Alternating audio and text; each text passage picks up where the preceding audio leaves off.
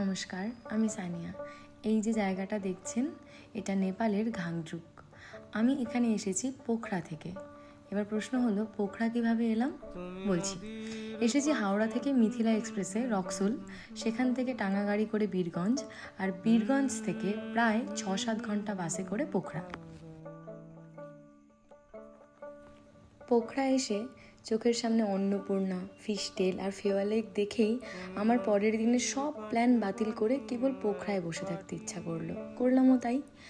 পরের দিন পোখরার কিছু লোকাল সাইট সিইং করে আবারও একটা দিন পোখরা কেন্দ্রিক কাটালাম। তারপরের দিন পোখরা থেকে পারমিট নিয়ে চলে গেলাম ঘাংদ্রুক। পোখরা থেকে ঘাংদ্রুক পৌঁছতে সময় লাগে মোটামুটি 4 ঘন্টা। ঘাংদ্রুক পৌঁছে সিঁড়ি দিয়ে অনেকটা উঠতে হয়, তারপর গ্রামে পৌঁছানো যায়।